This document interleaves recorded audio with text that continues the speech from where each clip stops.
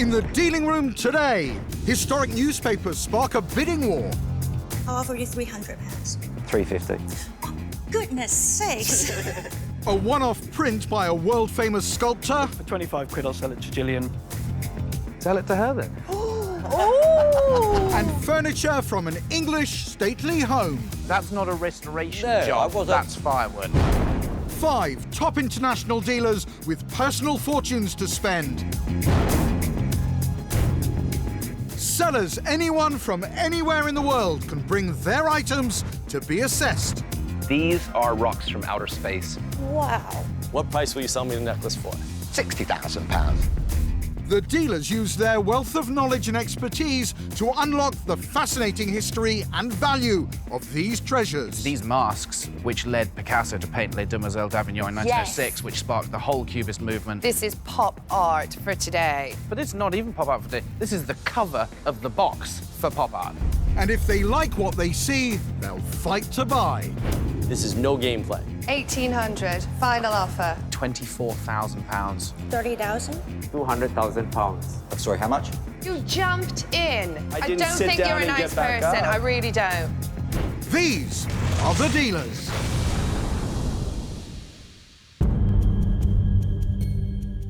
The dealers have no idea which sellers they're about to meet or what's coming in for sale. It's up to the sellers to get the best price they can for their items. Durant from London, UK, thinks his experience as a professional poker player will help him keep cool under the pressure. I've played poker against some of the best players in the world. 5 international dealers, no problem. I'm not an expert on either of my items, but I'm confident I can communicate very clearly and effectively on their value. I've got a couple of intriguing items for you today. The first are a pair of antique Chinese jars that hail from the Yangtze River. And the second is a signed Henry Moore print. Durant inherited the jars from his great-uncle, who brought them back from China in 1923. May we come closer to take a look? Absolutely. Asian art expert Jenny takes the lead. They have their age to it. Yeah. A late Qing dynasty, somewhere between 1819 to 1911. The Qing dynasty was the last imperial rule of China, but the jar's utilitarian shape and modern design shows they're not from the imperial factories. A few reasons why I can tell you that this is not an antique. Number one, the glaze. It's very thin, it's very simple. And secondly, there is no mark on the bottom. Because I've had them for 30 years. Like this. Is it meant to be like? No, it's supposed to be like this. Fantastic. I've had these upside down for 30 years. So you made a discovery today. I have learned. At least Durant can now display his jars correctly, even if they're not valuable antiques. These are not worth a lot. I just suspect that are not very high quality art pieces, but souvenirs instead. Durant's Chinese jars may only have sentimental worth, but he's brought along a print that does interest the dealers. It's called 6 Stone Figures, and it's by Henry Moore, the most celebrated sculptor of our time. I've had the Henry Moore print for about 25 years. It formed a collection of an art critic called Cavan O'Brien, who died in the mid-80s. So this was signed by Henry Moore, and it says for Cavan. Cavan O'Brien was a friend of Henry Moore and a well-known art critic. The print shows 6 of Moore's classic abstract forms, but Jenny has spotted a problem. I'm gonna have to look in the frame, if you don't mind. No problem.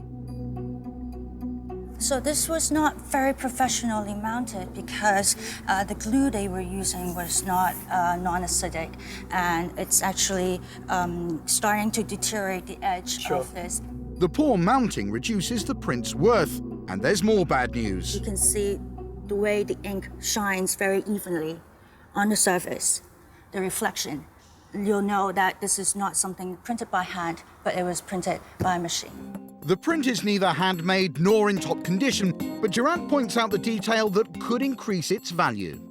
Is the fact that it's signed by Moore, is that significant? It is significant. It has a value because it was given as a gift to an art critic. Yes. As well as the fact that it is by an incredibly iconic and influential 20th century artist.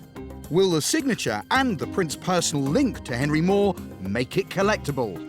If you look at it in a way that it's an artwork, you're going to be disappointed because it's been glued, the great art collectors won't touch it, and that's why, to me, I look at it as purely as a curiosity.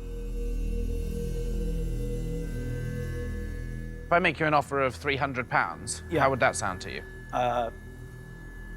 Be fine, but I wouldn't take it or anything like it. So what would you take?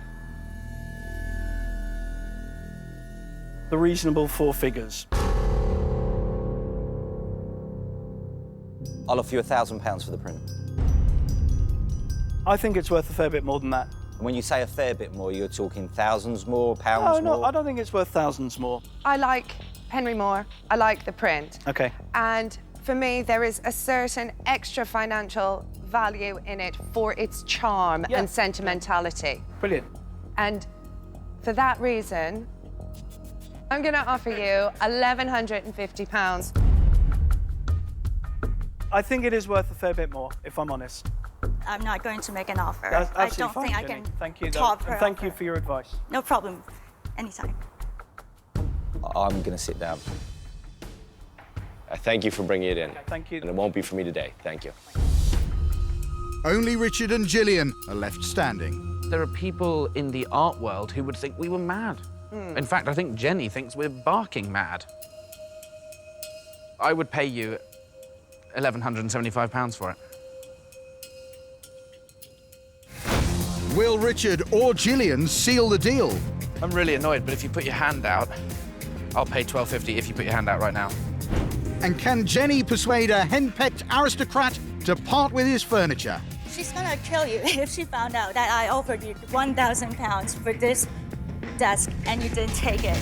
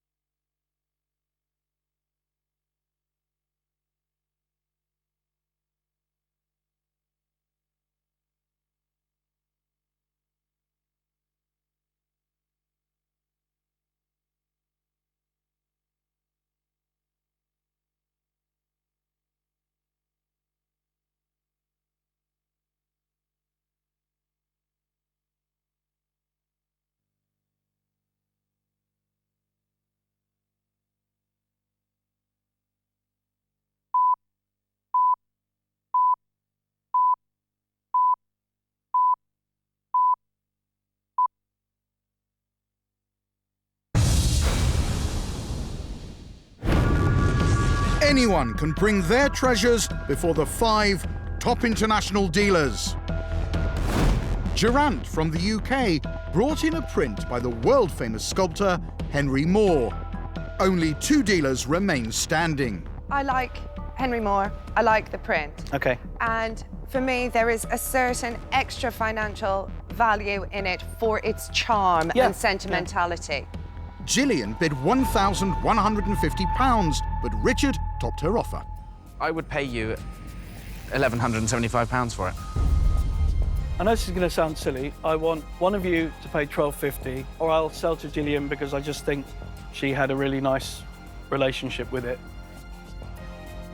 For 25 quid, I'll sell it to Gillian. Sell it to her then. Oh, come on, princess. That's okay. I think that's just how I feel. I mean, I thought you were here to do business. I was very put out. I wasn't showing my hand maybe as obviously as Gillian was, so maybe he didn't feel that I loved the object, but I certainly did. I'm really annoyed, but if you put your hand out, I'll pay £12.50 if you put your hand out right now. By jumping out of my chair, dashing across the room and throwing out my hand whilst talking quite quickly, he did not have time to think. Do we have a deal? yes. Thank you. Okay. He's sneaky, isn't he? Richard's last-minute tactics pay off, and he snaps up the Henry Moore print for £1,250. I was really annoyed that Richard jumped off his seat to secure the Henry Moore for very little more than the seller was about to sell it to me for. Richard genuinely went to sit down. He was out of it. I think that Richard's ego got the better of him, and to get £12.50 for it, I think is a very good day in the office. I got annoyed because I just thought, I was sitting there and I thought, if you walk away with that, for the sake of an extra £100, I've said goodbye to some profit and I don't like doing it. Sellers have many different reasons for parting with their treasures. Next into the dealing room is Francis, the 23rd Earl of Fulford from Devon, UK.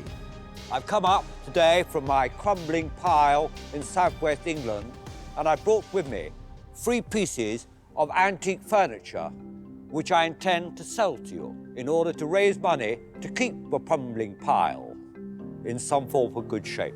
Has the house been in your family for a very long time? For over 800 years. Your family has lived there continuously 800 years. There's no doubt or anything about that, because nobody else has ever lived in it. Keen to keep his mansion standing, Francis has resorted to selling the family furniture. Often when families own pieces of furniture for a very, very long time, Yeah. they are changed, altered, repaired. Yes. This piece is like a huge jigsaw puzzle, and I can't quite work it out. I was hoping to find some wonderful maker's name deep and down No, somewhere. but it's very rare to find a wonderful maker's name, isn't it? It is, but I I was mean, you hoping find that a you'd wonderful brought us maker's something very name. rare. The locks have pretty much all been changed at some point. I mean, that is a patchwork quilt of a piece of furniture. There's nothing special about the sideboard. Now Francis is hoping the writing table is an authentic Chinese antique. This is a little bit too ornate to be Chinese. I believe it was made here in Europe. Yeah, I don't think that came from China. That was just, it's a pastiche of something else. It's not looking good for Francis, and there's worse to come. Now, did you see the shifting of the wood here, the damage on this? Oh, yeah. Yeah, that's So I think that's the least of the problems. All of these pieces are riddled with woodworm. the collection you brought us today is not in the condition that I would deal in it. So Well, I'm slightly surprised you say that if you're a dealer, Yes. because I thought all dealers had restorers. That's not a restoration No, job, I wasn't- that's firewood. Thank you for bringing them in, but they are absolutely not for me or my clients. this is not going to be for me today. Thank you. 3 dealers have sat down, and when Nik talks money, it becomes clear that Francis is acting under orders. How much do you want for the desk?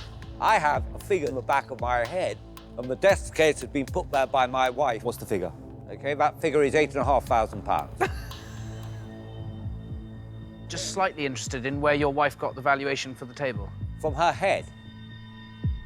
Brilliant. I thought that was probably the case, just wanted to check. Okay. Thank you very much for your time. Okay. Jenny is the last dealer standing. I could offer you £500 for this. I can't. I am under strict orders. What about I offer you £1,000? No, well, she would kill me. She's gonna kill you if she found out that I offered you £1,000 for this desk and you didn't take it. No, it's not worth it. Not worth a good quickie. I'm gonna sit down then. Thank you. Thank you very much. Francis, Earl of Fulford, leaves without a sale. Well, that was interesting. Now furniture's valued by people's wives. So we all know where to go to get a valuation. Because for once, the provenance was good. Yes. But if the pieces are no good, then the provenance doesn't count. I wasn't expecting quite such a negative response on all 3 pieces, because I actually think all 3 pieces had character, and I don't think they really appreciated that.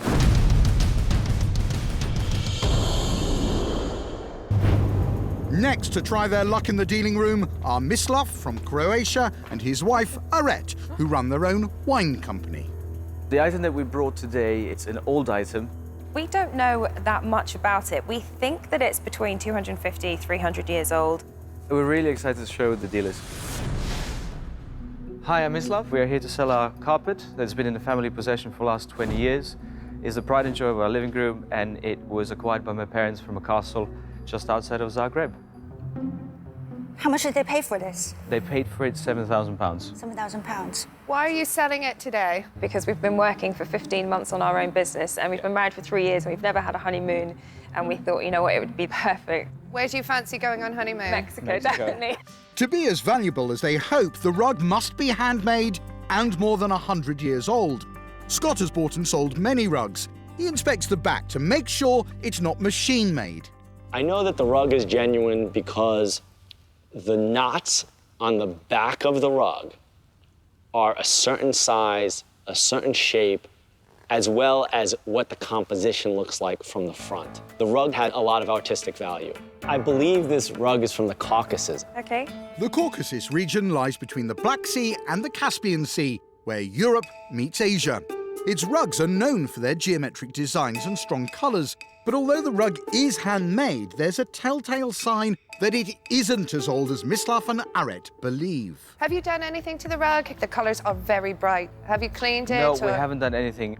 I knew that the rug wasn't 19th century because of the orange dye. It was very vivid, and straight away I felt it was very much 1920s, possibly 30s. The bright orange dye was one of the earliest synthetic colours produced in the 1870s, but it wasn't widely used until well after the turn of the century. I'm going to say thank you for showing it to me, but it is not for me. Thank you. Although I like it, I'm not going to make you an offer. But thank you very much for bringing it in. Thank you. Thank you. 3 dealers don't see potential in the rug. Just Scott and Jenny stay in the bidding. I'm going to make you an offer. Okay. £500. That is way below the bottom line that we had Definitely. in mind. I'll top the offer. I'll make it £600. That's still quite a long way away from what we... We still want it. I know a little bit more about rugs than you know about Indeed. rugs. $650. I don't think we're quite happy to let it go for that little. How about £700? Would you offer us more? Yes, I will offer you more. $750. Okay. Jenny pushed the price of the rug up to $750. I wanted to own the rug. I know I have collectors for it. And if I see something that I can make a profit on, I'll push it to the end number.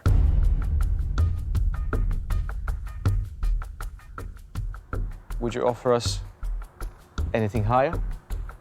If we can call it 900, you've got a deal. 800 is my top number. £800, you sell it today. If you can better your offer, we'll have a deal. You know what? I'm going to sit down and let him do the bidding. 850, and I think that will then give you a chance to make your margins, and it would give us a chance to do what we wanted. £850, we have a deal. Thank you. Thank you. I'm really going to enjoy it. Pleasure doing business with you, Scott. That's 1, 2. I know definitely where I can sell on for a profit, 100 or 200% profit. I have very big collectors in South Florida that would purchase that. Thank you. Carpet. Thank you. Thanks a lot. Thank Bye. you. Bye. Thank you. Mislav and Aret cut their losses and leave with £850. Paid £7,000 for it, so you would hope that it would fetch a little bit more. Very disappointed that it didn't, but again, we're still happy with the result. And the little bidding war, that was kind of nice. I think that's kind of like Just because someone paid £7,000 20 years ago does not mean that it's worth more than that today.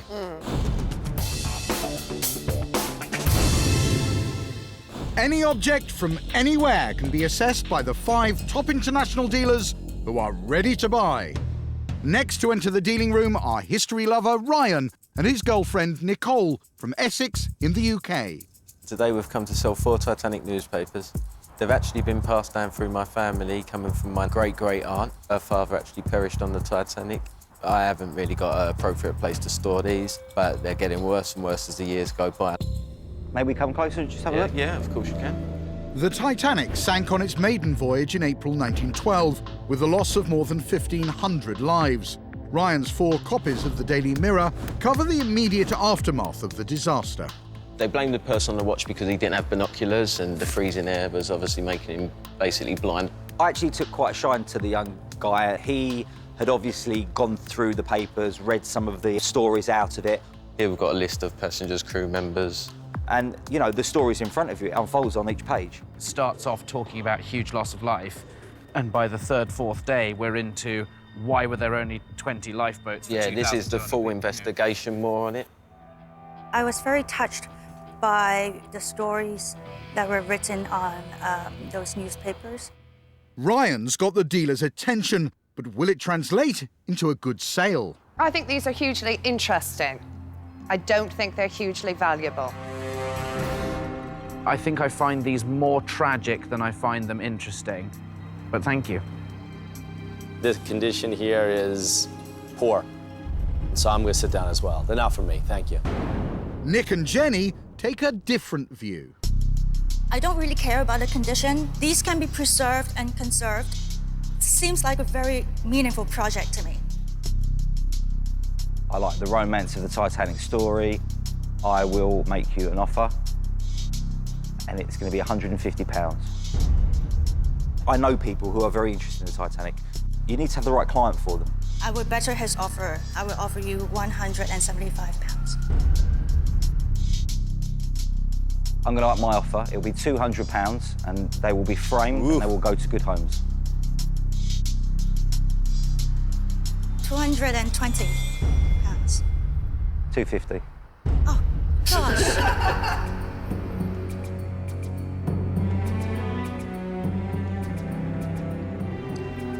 I'll offer you £300. 350. Oh, goodness sakes.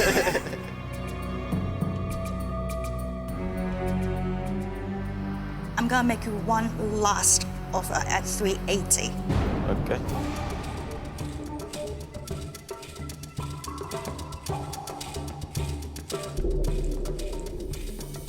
I'll give you £400. Thank you very much. Thank you. Okay, done. Thanks very much indeed. Thank you. Don't spend it all at once. Cheers. A jubilant Ryan and Nicole leave the dealing room with £400. I would have happily settled for £50. As we got further around the table and the bids rose higher and higher, I was getting more and more surprised. By the end of it, I was absolutely laughing when we walked away with £400. For those newspapers in that condition, it's a little bit much. I think they were definitely worth the money in a parallel dimension. There is the anniversary of the Titanic coming up, so I'm going to be framing them and reselling them singly, and that's where I'm going to make a profit. Next, negotiations take a flirtatious turn. I'm sorry, I've never played chess. I could teach you. Maybe later. And one seller's expectations are shot down in flames. Price that's 2-3 times above market level makes no sense to me.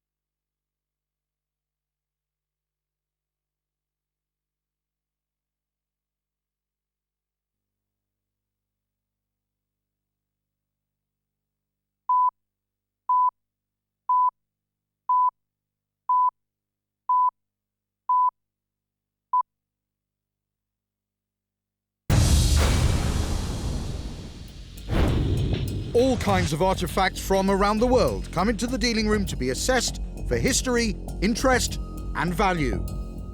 Salvatore from Corleone, Sicily, has a rare slice of ancient board game history. The two items that I brought with me today, just so special that it breaks my heart to sell them. I shall probably cry when I leave here because I don't really want to part with these sets. I've played chess ever since I was in my teens. I love it, I've always loved it, and to me it was at one time my life. Salvatore hopes it's not just his beloved antiques that will impress the buyers. The dealers that are here today understand there are two ladies. That could be interesting as well, because I'm in the market for a new wife. Hi, I'm here today to offer you a very rare opportunity to acquire two extremely rare treasures that are all that's left of a lifelong passion with chess. I owned 200 chess sets, but in recent years they've been sold to pay for various what I call outgoings, what you people would call divorce settlements. Up until 6 months ago, because of my personal circumstances, you had more of a chance of raising the Titanic than getting me to part with these chess sets. Because these have a sentimental value to you. They are beautiful condition, they are sentimental value. All I've got left are the 2 that I brought today. Salvatore has brought 2 chess sets. Both were hand-carved by the famous Jakes of London, the oldest games company in the world. The wooden set, made from ebony and boxwood, dates from 1883. The red and white set is made from ivory. The red piece is stained with cochineal, a dye made from beetles.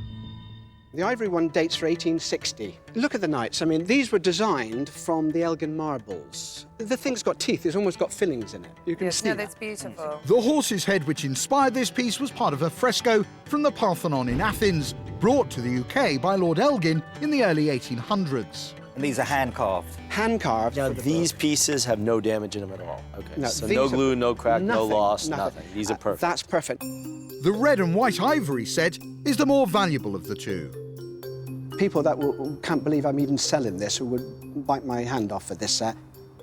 What is the bottom line on the ivory one? I would say 15,000 for the ivory ones. Salvatore has set a high price for his chess set after testing its appeal online. There are restrictions on the sale of ivory on the internet to protect the elephant population, but Salvatore wanted to see if the set got a reaction. I did actually put my tongue in my cheek and put it on the internet. Put this one on the £20,000, just to be able to allow the chess collectors of the world to know it was in the market. They were all asking me what I wanted for it, and I was saying, make me an offer. Okay. And I've had offers around the £10,000 for it, but it's not enough. Unfortunately for Salvatore, he's fallen into a classic seller's trap. There's a real problem when you do this. What you have is an item which has been tainted because it's been put up for a very large price and it hasn't sold. So you didn't learn what it will sell for, but you did learn what it won't sell for. Yes. What people do is they take their item, they advertise it on an internet auction site with a really high figure.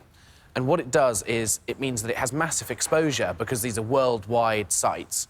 And so everyone who might be interested has seen it. You've turned down offers of £10,000. You want 20, which you can't get because you've tested the international market. So if I offer you 15, I know, because you've told me, that I can't get 20. Once it's understood to be as rare as it is, you can make up your own price. But you made up your own price and it didn't work. Salvatore has blown the sale of his precious red and white ivory set. Now the dealers turn their attention to the historic ebony and boxwood set used in the London tournament by 2 early chess champions. Zukertort and Steinitz were the Fraser and Ali of their day, and Steinitz went on to become the first official world chess champion. I've got the provenance of underneath of a label that says this was used in the second game, so it's 150 years old, and it's perfect. What would be the figure for the wooden chessboard that you would accept? The set on the board, 6,000 is the bottom line. The pricing that you're looking for is just not for me, but I appreciate it. I was hoping that you were going to tell us that you wanted £2,500 or £3,000. Thank you very much. The sort of money that you're talking about, there wouldn't be a commission in it for me. But thank you for showing me. I think your sets are lovely. I'm sorry, I've never played chess. Thank you for bringing them in. I could teach you.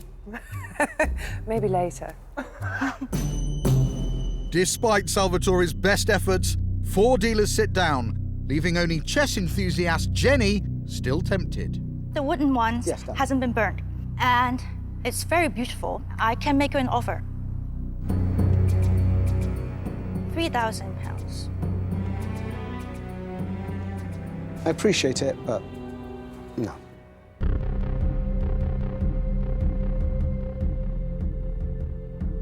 What if I give you 4,500?